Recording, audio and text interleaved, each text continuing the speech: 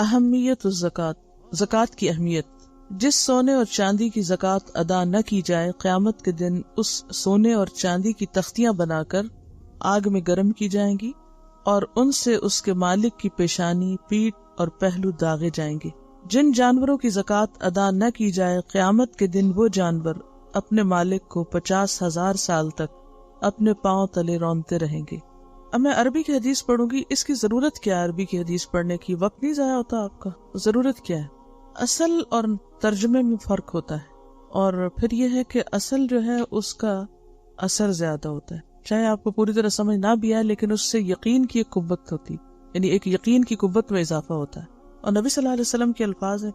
عن ابی ہریرہ رضی اللہ عنہ قال قال رسول اللہ صلی اللہ علیہ وسلم ما من صاحب ذهب ولا فضة لا يؤدي منها حقها إلا إذا كان يوم القيامة صفحت له صفائح من نار فأحمي عليها في نار جهنم فيكوى بها جنبه وجبينه وزهره كلما ردت عيدت له في يوم كان مقداره 50,000 سنة حتى يقضى بين العباد فيرى سبيله إما إلى الجنة وإما إلى النار قيل يا رسول الله فالإبل قال ولا صاحب إبل لا يؤدي منها حقها ومن حقها حلبها يوم وردها إلا إذا كان يوم القيامة بتح لها بقاء قرقر أوفر ما كانت لا يفقد منها فصيلا واحدا تطأه بأخفافها وتعده بأفواهها كلما مر عليه أولاها رد عليه أخراها في يوم كان مقداره 50,000 سنة حتى يقضى بين العباد فيرى سبيله إما إلى الجنة وإما إلى النار قيل يا رسول الله فالبقر والغنم قال ولا صاحب بقر ولا غنم لا يؤدي منها حقها إلا إذا كان يوم القيامة بتح لها بقاع قرقر لا يفقد منها شيئا ليس فيها أقصاء ولا جلحاء ولا عذباء تنتحه بقرونها وتتأه بأظلافها كلما مر عليه أولاها رد عليه أخراها في يوم كان مقداره 50,000 سنة حتى يقضى بين العباد فيرى سبيله إما إلى الجنة وإما إلى النار رواہ مسلم۔ حضرت ابو ہریرہ رضی اللہ عنہ کہتے ہیں کہ رسول اللہ صلی اللہ علیہ وسلم نے فرمایا، جو شخص سونے اور چاندی کا مالک لیکن اس کا حق یعنی زکوٰۃ ادا نہ کرے، تو قیامت کے دن سونے اور چاندی کی تختیاں بنائی جائیں گی، یعنی گولڈ پلیٹس، پھر ان کو جہنم کی آگ میں گرم کیا جائے گا، پھر ان سے اس شخص کے یعنی جو زکوٰۃ نہ دینے والا ہے اس کے پہلو، پیشانی اور پیٹھ پہ داغ لگائے جائیں گے۔ جب کبھی یہ تختیاں گرم کرنے کے لیے آگ میں واپس لائی جائیں گی تو دوبارہ عذاب دینے کے لیے لوٹائی جائیں گی، یعنی یہ صرف ایک بار نہیں ہوگا، جب وہ ٹھنڈی ہوگی تو پھر گرم کی جائیں گی۔ اس سے یہ سلوک سارا دن ہوتا رہے گا، جس کا عرصہ 50,000 سال کے برابر ہے۔ دنیا میں انسان زکوٰۃ نہ دے کے کتنے دن مال رکھ سکتا پاس؟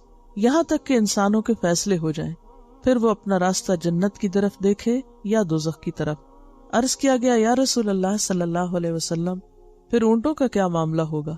آپ نے فرمایا، جو شخص اونٹوں کا مالک ہو اور وہ ان کا حق زکوٰۃ ادا نہ کرے، اور اس کے حق سے یہ بھی ہے کہ پانی پلانے کے دن کا دودھ دوہے اور عرب کے رواج کے مطابق یہ دودھ مساکین کو پلا دے، وہ قیامت کے دن ایک ہموار میدان میں اوندھے منہ لٹایا جائے گا، اور وہ اونٹ بہت فربا اور موٹے ہو کر آئیں گے، ان میں سے ایک بچہ بھی کم نہ ہوگا، یعنی سب کے سب آئیں گے، اور منکر زکوٰۃ کو اپنے کھروں سے روندیں گے، یعنی لتاڑیں گے اس کو چڑھ کے، اور اپنے منہ سے کاٹیں گے، یعنی دانتوں سے۔ جب پہلا اونٹ یہ سلوک کر کے چلا جائے گا تو دوسرا آ جائے گا، اس سے یہ سلوک سارا دن ہوتا رہے گا، جس کا عرصہ 50,000 سال کے برابر ہے، حتیٰ کہ لوگوں کا فیصلہ ہو جائے، پھر وہ اپنا رستہ جنت کی طرف دیکھے گا یا جہنم کی طرف۔ عرض کیا گیا، اے اللہ کے رسول صلی اللہ علیہ وسلم، گائے اور بکری کے بارے میں کیا ارشاد ہے؟ فرمایا، کوئی گائے اور بکری والا ایسا نہیں جو ان کا حق زکوٰۃ ادا نہ کرے، مگر جب قیامت کا دن ہوگا تو وہ اوندھا لٹایا جائے گا، یعنی الٹا لٹایا جائے گا، منہ نیچے اور پیٹھ اوپر، ایک ہموار زمین پر، اور ان گائے اور بکریوں میں سے کوئی کم نہ ہوگی، سب کی سب آئیں گی، اور ان میں سے کوئی سینگ مڑی نہ ہوگی، نہ بغیر سینگوں کے، نہ سینگ مڑی اور نہ بغیر سینگوں کے، اور نہ ٹوٹے سینگوں والی۔ وہ اس کو اپنے سینگوں سے مارے گی، گائے بھینس بکری سینگ مارے گی اس شخص کو اور اپنے کھروں سے روندے گی۔ جب پہلی گزر جائے گی تو پچھلی آ جائے گی، یعنی لگاتار آتی جائیں گی۔ دن بھر ایسا ہوتا رہے گا جس کی مدت 50,000 سال کے برابر ہے، یہاں تک کہ بندوں کے درمیان فیصلہ ہو جائے گا، پھر وہ اپنا رستہ جنت کی طرف دیکھے یا دوزخ کی طرف۔ ایسا شخص بعد میں جنت میں بھی جا سکتا ہے، ہو سکتا ہے اس کی باقی سارے کام ٹھیک ہو، نمازیں ہوں، روزے ہوں، اور بھی جو نیک اچھے کام کرنے اس نے کیے ہوں، لیکن زکوٰۃ میں کوتاہی کا یہاں یہ سزا بتائی جا رہی ہے، یہ صلہ بتایا جا رہا ہے۔ اور یہ حدیث جو ہے مسلم کی روایت ہے، لیکن یہ متفق علیہ روایت ہے، کچھ الفاظ کے اختلاف کے ساتھ بخاری میں بھی ہے۔ عن الاحنف بن قیس قال كنت في نفر من قریش فمر ابو ذر وهو يقول بشر الكانزين بكي في ظهورهم يخرج من جنوبهم وبكي من قبل اقفائهم يخرج من جباههم قال ثم تنحى فقعد قال قلت من هذا قالوا هذا ابو ذر قال فقمت اليه فقلت ما شيء سمعتك تقول قبيل قال ما قلت الا شيئا قد سمعته من نبيهم صلی اللہ علیہ وسلم رواہ مسلم۔ احنف بن قیس رضی اللہ عنہ کہتے ہیں کہ میں قریش کے چند لوگوں میں بیٹھا ہوا تھا کہ ابو ذر آ گئے، کہنے لگے کہ خزانہ جمع کرنے والوں کو بشارت دو، ایسے داغ کی جو ان کے پیٹھ پہ لگائے جائیں گے اور ان کے پہلوؤں سے آر پار ہو جائیں گے، ان کی گدیوں یعنی گردن میں لگائے جائیں گے تو ان کی پیشانی سے پار ہو جائیں گے، یعنی پیچھے سے وہ چیز رکھی جائے گی تو آگے سے نکل جائے گی۔ پھر ابو ذر ایک طرف ہو کے بیٹھ گئے تو میں نے لوگوں سے پوچھا یہ کون ہے؟ لوگوں نے بتایا یہ ابو ذر ہیں۔ چنانچہ میں ان کی طرف گیا اور عرض کیا یہ کیا تھا جو میں نے ابھی آپ سے سنا، جو آپ نے فرمایا؟ حضرت ابو ذر نے کہا میں نے وہی کہا ہے جو میں نے مسلمانوں کے نبی صلی اللہ علیہ وسلم سے سنا ہے۔ اسے مسلم نے روایت کیا ہے۔ زکوٰۃ نہ دینے والوں کا روپیہ پیسہ قیامت کے دن گنجا سانپ بن کر ان کو ڈسے اور کاٹے گا۔ عن ابی ہریرہ رضی اللہ عنہ قال قال رسول اللہ صلی اللہ علیہ وسلم من آتاہ اللہ مالا فلم یؤدی زکاتہ مثل لہ مالہ یوم القیامت شجاعا اقرع لہ زبیبتان یطوقہ یوم القیامت ثم یأخذ بلہزمتیہ یعنی بشدقیہ ثم یقول انا مالک وانا کنزک ثم تلا لا يحسبن الذين يبخلون بما آتاهم الله من فضله هو خير لهم بل هو شر لهم سيطوقون ما بخلوا به يوم القيامة رواہ البخاری۔ حضرت ابو ہریرہ کہتے ہیں کہ رسول اللہ صلی اللہ علیہ وسلم نے فرمایا کہ جس کو اللہ تعالیٰ نے مال دیا اور اس نے اس کی زکوٰۃ ادا نہ کی تو قیامت کے دن اس کا مال گنجے سانپ کی شکل بن کر جس کی آنکھوں پر 2 نقطے ہوں گے اس کے گلے کا توق یعنی ہار بن جائے گا، گلے میں لپٹ جائے گا۔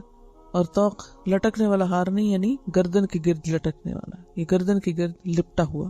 پھر اس کی دونوں باچھیں پکڑ کر، باچھ کیا ہوتی ہے؟ ہونٹوں کے کنارے، کہے گا میں تیرا مال ہوں، میں تیرا خزانہ ہوں۔ پھر آپ صلی اللہ علیہ وسلم نے یہ آیت تلاوت فرمائی جن لوگوں کو اللہ تعالیٰ نے اپنے فضل سے مال دیا ہے اور وہ بخیلی کرتے ہیں تو اپنے لیے یہ بخل بہتر نہ سمجھے بلکہ ان کے حق میں برا ہے۔ ان قریب قیامت کے دن یہ بخیلی ان کے گلے کا طوق ہونے والی ہے۔ اسے بخاری نے روایت کیا۔ اس میں آپ دیکھیے کہ جیسا جرم ویسی سزا، اس میں سونا اور چاندی کی سزا مختلف بتائی گی، اونٹ گائے بکری وغیرہ کی مختلف اور روپے پیسے کی مختلف۔ جس مال سے اللہ تعالیٰ کا حق ادا نہ کیا جائے وہ مال تباہ و برباد ہے۔ عن ابی ہریرہ رضی اللہ عنہ انہ سمع رسول اللہ صلی اللہ علیہ وسلم یقول ان ثلاثۃ فی بنی اسرائیل ابرص واقرع واعمى بدا للہ عز وجل ان یبتلیہم فبعث الیہم ملکا فأتى الابرص فقال ای شیء احب الیک قال لون حسن وجلد حسن قد قذرنی الناس قال فمسحه فذهب عنه فعوتي لونا حسنا وجلدا حسنا فقال أي المال أحب إليك قال الإبل فعوتي ناقة عشراء فقال يبارك لك فيها وأتى الأقرع فقال أي شيء أحب إليك قال شعر حسن وَيَذْهَبُ عَنِّي هَذَا قَدْ قَذَرَنِي النَّاسُ قَالَ فَمَسَحَهُ فَذَهَبَ وَأُعْطِيَ شَعْرًا حَسَنًا قَالَ فَأَيُّ الْمَالِ أَحَبُّ إِلَيْكَ قَالَ الْبَقَرُ قَالَ فَأَعْطَاهُ بَقَرَةً حَامِلًا وَقَالَ يُبَارَكُ لَكَ فِيهَا وَأَتَى الْأَعْمَى فَقَالَ أَيُّ شَيْءٍ أَحَبُّ إِلَيْكَ قَالَ يَرُدُّ اللَّهُ إِلَيَّ بَصَرِي فَأُبْصِرُ بِهِ النَّاسَ قَالَ فَمَسَحَهُ فَرَدَّ اللَّهُ إِلَيْهِ بَصَرَهُ قَالَ فَأَيُّ الْمَالِ أَحَبُّ إِلَيْكَ قَالَ الْغَنَمُ فَأَعْطَاهُ شَاةً وَالِدًا فَأُنْتِجَ هَذَانِ وَوَلَّدَ هَذَا فَكَانَ لِهَذَا وَادٍ مِّنْ إِبِلٍ وَلِهَذَا وَادٍ مِّنْ بَقَرٍ وَلِهَذَا وَادٍ مِّنَ الْغَنَمِ ثُمَّ إِنَّهُ أَتَى الْأَبْرَصَ فِي صُورَتِهِ وَهَيْئَتِهِ فَقَالَ رَجُلٌ مِّسْكِينٌ تَقَطَّعَتْ بِي الْحِبَالُ فِي سَفَرِي فَلَا بَلَاغَ الْيَوْمَ إِلَّا بِاللَّهِ ثُمَّ بِكَ أسألك بالذي أعطاك اللون الحسن والجلد الحسن والمال بعيرا أتبلغ عليه في سفري فقال له إن الحقوق كثيرة فقال له كأني عارفك ألم تكن أبرص يقدرك الناس فقيرا فأعطاك الله فقال لقد ورثت لكابر عن كابر فقال إن كنت كاذبا فسيرك الله إلى ما كنت وأتى الأقرع في صورته وهيئته فقال له مثل ما قال لهذا فرد عليه مثل ما رد عليه هذا فقال إن كنت كاذبا فسيرك الله إلى ما كنت وأتى الأعمى في صورته فقال رجل مسكين وابن سبيل وتقطعت بي الحبال في سفري فلا بلاغ اليوم إلا بالله ثم بك أسألك بالذي رد عليك بصرك شاة أتبلغ بها في سفري فقال قد كنت أعمى فرد الله بصري وفقيرا فقد أغناني فخذ ما شئت فوالله لا أجهدك اليوم بشيء أخذته لله فقال أمسك مالك فإنما ابتليتم فقد رضي الله عنك وسخط على صاحبيك رواہ البخاری۔ حضرت ابو ہریرہ رضی اللہ عنہ کہتے ہیں کہ انہوں نے نبی اکرم صلی اللہ علیہ وسلم سے سنا، آپ فرماتے تھے کہ بنی اسرائیل میں 3 آدمی تھے، ایک کوڑی، دوسرا گنجا اور تیسرا اندھا۔ کوڑی کہتے ہیں جس کی سکن پرابلم ہوتی۔ اللہ تعالیٰ نے ان کو آزمانے کا ارادہ فرمایا، ان کی طرف ایک فرشتہ بھیجا انسانی شکل میں۔ وہ کوڑی کے پاس آیا اور کہا تجھے کون سی چیز بہت پیاری ہے؟ اس نے کہا اچھا رنگ اور اچھا بدن، اور وہ چیز مجھ سے دور ہو جائے جس کی وجہ سے لوگ مجھ سے نفرت کرتے ہیں۔ آپ نے فرمایا فرشتے نے اس کے جسم پہ ہاتھ پھیرا، بس اس سے اس کی گندگی دور ہو گئی اور اچھا رنگ اور اچھا بدن دے دیا گیا۔ پھر فرشتے نے کوڑی سے پوچھا تجھے کون سا مال زیادہ پسند ہے؟ اس نے کہا اونٹ یا گائے۔ راوی کو شک ہے یہ اونٹ کہا یا گائے کہی؟ ہاں، کوڑی اور گنجے میں سے ایک نے اونٹ کہا اور دوسرے نے گائے۔ آپ نے فرمایا اسے ایک حاملہ اونٹنی دے گئی اور کہا کہ اللہ تجھے اس میں برکت دے۔ آپ صلی اللہ علیہ وسلم نے فرمایا پھر وہ فرشتہ گنجے کے پاس آیا اور کہا تجھے سب سے زیادہ کون سی چیز پسند ہے؟ اس نے کہا خوبصورت بال اور وہ چیز مجھ سے دور ہو جائے جس سے لوگ نفرت کرتے ہیں۔ آپ نے فرمایا کہ فرشتے نے اس پر ہاتھ پھیرا، اس کا گنجا پن جاتا رہا اور خوبصورت بال اسے دے دیے گئے۔ فرشتے نے پوچھا تجھے کون سا مال زیادہ پسند ہے؟ اس نے کہا گائے، بس ایک حاملہ گائے اسے دے دی گئی اور فرشتے نے کہا اللہ تجھے اس میں برکت دے۔ آپ صلی اللہ علیہ وسلم نے فرمایا پھر وہ فرشتہ اندھے کے پاس آیا اور کہا تجھے سب سے زیادہ پیاری چیز کون سی؟ اس نے کہا اللہ مجھے بینائی دے دے تاکہ میں لوگوں کو دیکھ سکوں۔ آپ صلی اللہ علیہ وسلم نے فرمایا فرشتے نے اس پر ہاتھ پھیرا، پھر اللہ تعالیٰ نے اس کی بینائی واپس کر دی۔ فرشتے نے کہا تجھے سب سے زیادہ پسند مال کون سا ہے؟ کہا بکریاں۔ اسے ایک حاملہ بکری دے دی گئی۔ بس بچے لیے کوڑی اور گنجے نے اونٹ اور گائے کے اور اندھے نے بکری کے، یعنی ان سب کے جانوروں نے بچے دیے، جس سے کوڑی کے لیے ایک جنگل اونٹوں سے بھر گیا، گنجے کے لیے جنگل گائے سے بھر گیا، اندھے کے لیے جنگل بکریوں سے بھر گیا، یعنی بہت کثیر پیدا ہو۔ آپ صلی اللہ علیہ وسلم نے فرمایا پھر کچھ عرصے بعد فرشتہ کوڑی کے پاس اس کی پہلی صورت اور شکل میں آیا اور کہا میں غریب آدمی ہوں، سفر میں میرا مال و اسباب جاتا رہا، اب میرا آج کے دن اپنی منزل پر پہنچنا اللہ کی مہربانی اور تیرے سبب سے ہے۔ میں تجھ سے اسی ذات کے واسطے سے مانگتا ہوں جس نے تجھے اچھا رنگ، جسم اور مال دیا۔ ایک اونٹ چاہتا ہوں جس کے ذریعے اپنی منزل پہ پہنچ سکوں۔ اس نے کہا حقدار بہت ہے، یعنی خرچ بہت ہے، مال کم ہے۔ فرشتے نے کہا میں تجھے پہچانتا ہوں، کیا تو کوڑی نہ تھا کہ لوگ تجھ سے نفرت کرتے؟ تو غریب تھا، اللہ نے تجھے صحت اور مال دیا۔ اس نے کہا مجھے تو یہ مال دولت باپ دادا سے وراثت میں ملا ہے، جھوٹ۔ فرشتے نے کہا تو جھوٹا ہے، اللہ تجھے ویسا ہی کر دے جیسے کہ تو تھا۔ آپ صلی اللہ علیہ وسلم نے فرمایا، پھر فرشتہ گنجے کے پاس آیا اور اسے وہی کہا جو کوڑی سے کہا تھا۔ گنجے نے وہی جواب دیا جو کوڑی نے دیا۔ فرشتے نے کہا، اگر تو جھوٹا ہے تو اللہ تجھے ویسا ہی کر دے جیسے تو تھا۔ آپ صلی اللہ علیہ وسلم نے فرمایا، پھر وہ فرشتہ اندھے کے پاس گیا، یعنی سابقہ صورت میں، اور کہا، غریب مسافر ہوں، سفر میں میرا مال و اسباب جاتا رہا، آج میں اپنی منزل پہ نہیں پہنچ سکتا مگر اللہ کی مہربانی اور تیرے سبب۔ تجھ سے اسی ذات کے واسطے سے مانگتا ہوں جس نے تجھے بینائی دی، ایک بکری چاہتا ہوں کہ اس کے باعث اپنی منزل پہ پہنچ سکوں۔ اندھے نے کہا، بے شک میں اندھا تھا، مجھے اللہ تعالیٰ نے بینائی دی، بس تو جو چاہے لے لے اور جو چاہے چھوڑ دے۔ اللہ کی قسم، آج کے دن میں تیرا ہاتھ نہ پکڑوں گا اس چیز سے جسے تو اللہ کے لیے لینا چاہے۔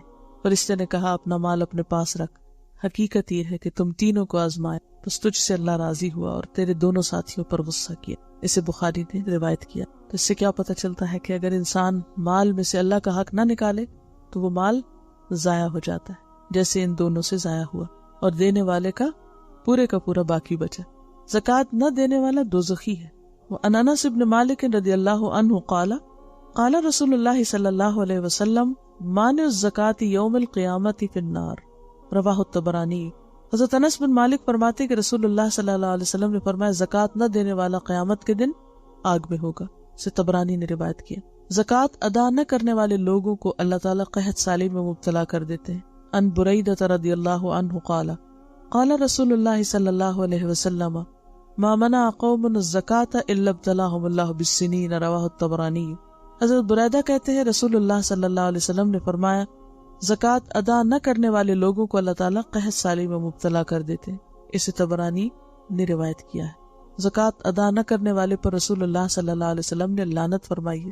ان علی رضی اللہ عنہ قال لعن رسول اللہ صلی اللہ علیہ وسلم آکل الربا وموکلہ وشاہدہ وکاتبہ والباشمۃ والمستوشمۃ ومانع الصدقۃ والمحلل والمحلل لہ، رواہ الاصبہانی۔ حضرت علی رضی اللہ تعالی عنہ کہتے ہیں کہ رسول اللہ صلی اللہ علیہ وسلم نے سود کھانے، کھلانے، گواہی دینے اور کتابت کرنے والے سب لوگوں پہ لعنت فرمائی، نیز بال گوندنے، گندوانے، زکوٰۃ ادا نہ کرنے والے پر، حلالہ نکالنے اور نکلوانے والے پر بھی لعنت فرمائی۔ تو یہ اس میں جو آ رہا ہے نا کہ سود صرف خود نہ لینا بھی منع نہیں بلکہ کسی اور کو دینا بھی منع ہے۔ گواہی دینا اور کتابت کرنا، یعنی کس کی گواہی دینا؟ سود کی، اور سود کا حساب کتاب لکھنا، سب لوگ اللہ کی رحمت سے دور ہے۔ نیز بال گوندنا یعنی آرٹیفیشل بال لگانا، اصل بالوں میں دوسرے بال لگانا، اور گوندنا اس کو کہتے ہیں، گوندنا، اور گندوانے والی پر یعنی کہ جو کرنے والی ہو اور جو کروا رہی ہو دونوں پر، اور زکوٰۃ ادا نہ کرنے والے پر۔ اور حلالہ کیا ہوتا ہے کہ اگر کسی عورت کو طلاق ہو جائے تو اس کا وقتی نکاح کہیں کر کے پھر اس کے بعد اس سے زبردستی طلاق لے لی جائے اور پھر پہلے شوہر کے ساتھ دوبارہ نکاح۔ اگر کوئی کر رہا ہو یا کروا رہا ہو تو دونوں ہی اس میں آتے ہیں۔ اب آپ دیکھیے کہ اس حدیث کی تائید اس آیت سے بھی ہوتی ہے نا کہ میری رحمت وسیع ہے، میں اسے ان لوگوں کے لیے لکھ دوں گا جو زکوٰۃ دیتے ہیں، اور وہ باقی آیت جو اس میں شرائط بتائی گئی تھی۔ تو بہرحال زکوٰۃ چونکہ ایک فریضہ ہے اس لیے اس کی ادائیگی ضروری ہے، اور ادا نہ کرنے کے دنیا اور آخرت دونوں میں نقصان ہے۔ الزکوٰۃ فی ضوء القرآن، زکوٰۃ قرآن مجید کی روشنی میں پہلی امتوں پر بھی زکوٰۃ فرض تھی۔ وَإِذْ أَخَذْنَا مِيثَاقَ بَنِي إِسْرَائِيلَ لَا تَعْبُدُونَ إِلَّا اللَّهَ وَبِالْوَالِدَيْنِ إِحْسَانًا وَذِي الْقُرْبَى وَالْيَتَامَى وَالْمَسَاكِينِ وَقُولُوا لِلنَّاسِ حُسْنًا وَأَقِيمُوا الصَّلَاةَ وَآتُوا الزَّكَاةَ ثُمَّ تَوَلَّيْتُمْ إِلَّا قَلِيلًا مِّنكُمْ وَأَنتُمْ مُعْرِضُونَ۔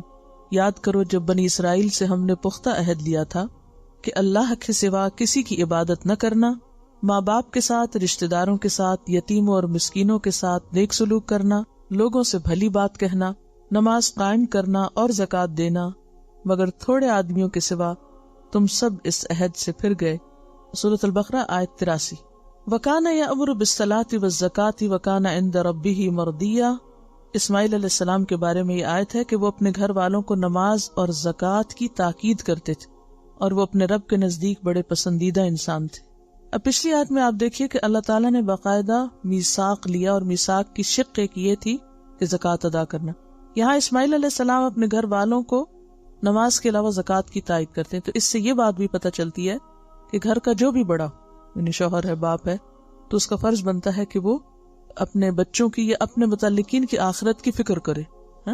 جیسے وہ آتا ہے نا، یا ایھا الذین آمنوا قوا انفسکم واہلیکم نارا، کہ اپنے آپ کو اور اپنے گھر والوں کو آگ سے بچاؤ.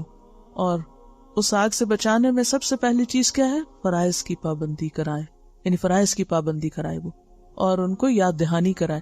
اسی لیے آپ نے دیکھا ہوگا کہ بچے نماز پڑھ بھی لیں تو ایک دفعہ ضرور پوچھتے ہیں اچھا پڑھ لی نماز؟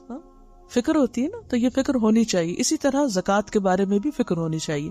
پھر فرمایا وَأَوْصَانِي بِالصَّلَاةِ وَالزَّكَاةِ مَا دُمْتُ حَيًّا، اور اللہ تعالیٰ نے مجھے یعنی عیسیٰ علیہ السلام کو حکم دیا کہ جب تک زندہ ہوں نماز قائم کروں اور زکوٰۃ ادا کرتا رہوں. تو ان تینوں آیات سے کیا پتہ چلتا ہے کہ پچھلی امتوں میں بھی زکوٰۃ کا حکم موجود تھا. ادائیگی زکوٰۃ ایمان کی نشانی اور حرمت جان کی ضمانت ہے. فَإِن تَابُوا وَأَقَامُوا الصَّلَاةَ وَآتُوا الزَّكَاةَ فَإِخْوَانُكُمْ فِي الدِّينِ وَنُفَصِّلُ الْآيَاتِ لِقَوْمٍ يَعْلَمُونَ، پس اگر یہ توبہ کر لیں اور نماز قائم کریں، زکوٰۃ دیں تو یہ تمہارے دینی بھائی ہیں، لہٰذا ان کے خلاف جنگ نہ کرو. اور جاننے والوں کے لیے ہم اپنے احکام واضح کیے دیتے ہیں. یہ سورۃ توبہ کی آیت نمبر 11 ہے.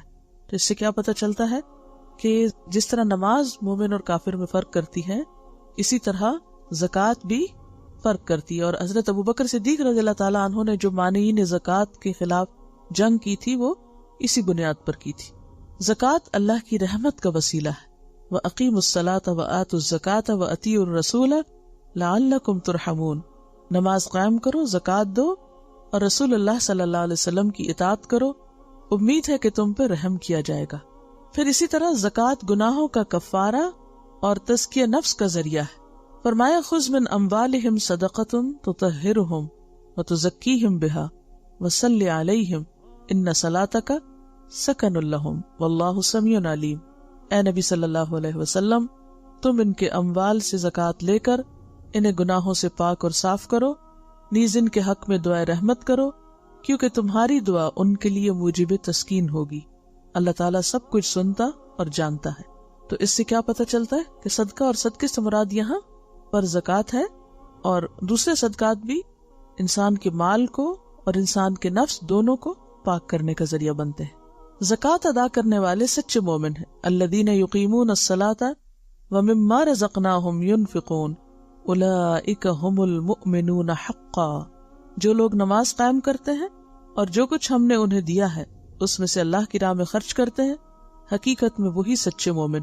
اور اس کو اگر نفلی صدقات میں بھی لیا جائے تو ٹھیک ہے، لیکن جب تک فرض ادا نہ ہو تو نفلی صدقات قبول نہیں ہوتے، کیونکہ وہ پہلے فرض کی ادائیگی میں شامل ہو جاتے ہیں. زکوٰۃ ادا کرنے سے دولت میں برکت اور اضافہ ہوتا ہے. وما آتیتم من زکوٰۃ تریدون وجہ اللہ فاولئک ھم المضعفون، اور جو زکوٰۃ تم لوگ اللہ کی خوشنودی حاصل کرنے کے لیے دیتے ہو اس سے دراصل دینے والے اپنے مال میں اضافہ کرتے ہیں. یعنی اللہ کی راہ میں دینے سے مال کم نہیں ہوتا بلکہ مزید زیادہ ہو جاتا ہے، بڑھ جاتا ہے. زکوٰۃ آخرت میں کامیابی کی ضمانت ہے. الف لام میم تلک آیات الکتاب الحکیم ھدی ورحمۃ للمحسنین الذین یقیمون الصلاۃ ویؤتون الزکاۃ وہم بالآخرۃ ہم یوقنون اولئک علی ھدی من ربہم واولئک ھم المفلحون. الف لام میم یہ کتاب حکیم کی آیات ہیں، ان نیک بندوں کے لیے ہدایت اور رحمت جو نماز قائم کرتے ہیں، زکوٰۃ دیتے ہیں. یہی لوگ اپنے رب کی طرف سے راہ راست پر ہیں اور یہی فلاح پانے والے ہیں. اقتدار حاصل ہونے کے بعد نظام زکوٰۃ کا نفاذ فرض ہے. الذین مکناہم فی الارض اقاموا الصلاۃ وآتوا الزکاۃ وامروا بالمعروف ونہوا عن المنکر وللہ عاقبۃ الامور. یہ وہ لوگ ہیں جنہیں اگر ہم زمین میں اقتدار بخشیں تو نماز قائم کریں گے، زکوٰۃ دیں گے، نیکی کا حکم دیں گے اور برائی سے منع کریں گے. تمام معاملات کا انجام تو بس اللہ ہی کے ہاتھ میں ہے. ویسے تو زکوٰۃ ہر فرد پر فرض ہے، انڈیویجول فریضہ ہے، لیکن اسلامی حکومت کی ذمہ داریوں میں سے ہے کہ وہ مسلمانوں سے لازماً اس حکم پر عمل کروائیں. اور اسی کے تحت حضرت ابوبکر نے پھر جنگ کی تھی کہ جو ان کی حکومت کے اندر ایسے لوگ ہیں جو اسلام کا دعویٰ کرتے ہیں لیکن زکوٰۃ نہیں دیتے، تو پھر وہ امن میں نہیں، یا امان انہیں حاصل نہیں ہو سکتی. کیونکہ یہ اسلامی خلیفہ کا یا حاکم کا فریضہ بنتا ہے کہ وہ اس چیز کو بھی لک آفٹر کرے۔ نماز اور زکوٰۃ ادا کرنے والے ایماندار لوگوں ہی کو مساجد آباد کرنے کی سعادت حاصل ہوتی ہے۔ انما یعمر مساجد اللہ من آمن باللہ والیوم الآخر واقام الصلاۃ وآتى الزکاۃ ولم یخش الا اللہ فعسى اولئک ان یکونوا من المہتدین۔ اللہ تعالیٰ کی مسجدوں کے آباد کار تو وہی لوگ ہو سکتے ہیں جو اللہ تعالیٰ اور روز آخر کو مانے، نماز قائم کرے، زکوٰۃ دے اور اللہ کے سوا کسی سے نہ ڈرے۔ انہی سے یہ توقع ہے کہ سیدھی راہ پر چلیں گے۔ زکوٰۃ ادا کرنے والے قیامت کے دن ہر قسم کے خوف اور غم سے محفوظ ہوں گے۔ ان الذین آمنوا وعملوا الصالحات واقاموا الصلاۃ وآتوا الزکاۃ لہم اجرہم عند ربہم ولا خوف علیہم ولا ہم یحزنون۔ جو لوگ ایمان لے آئے اور نیک عمل کریں، نماز قائم کریں اور زکوٰۃ دیں، ان کا اجر بے شک ان کے رب کے پاس ہے اور ان کے لیے کسی خوف اور رنج کا موقع نہیں۔ زکوٰۃ ادا نہ کرنا کفر اور شرک کی علامت ہے۔ زکوٰۃ ادا نہ کرنا ہلاکت اور بربادی کا باعث ہے۔ وَوَيْلٌ لِّلْمُشْرِكِينَ الَّذِينَ لَا يُؤْتُونَ الزَّكَاةَ وَهُمْ بِالْآخِرَةِ هُمْ كَافِرُونَ۔ تباہی ہے ان مشرکوں کے لیے جو زکوٰۃ نہیں دیتے اور آخرت کے منکر ہیں، کیونکہ جسے یہ یقین ہو کہ قیامت کا دن آنا ہے اور مجھے اپنے کیے کا بدلہ ملنا ہے، تو وہ کبھی بھی نہ رکے اللہ کا حق ادا کرنے اور بندوں کا حق دینے سے۔ جس مال سے زکوٰۃ ادا نہ کی جائے وہ مال قیامت کے دن اپنے مالک کے گلے میں طوق بنا کے ڈالا جائے گا۔ لا يحسبن الذين يبخلون بما آتاهم الله من فضله هو خير لهم بل هو شر لهم سيطوقون ما بخلوا به يوم القيامة۔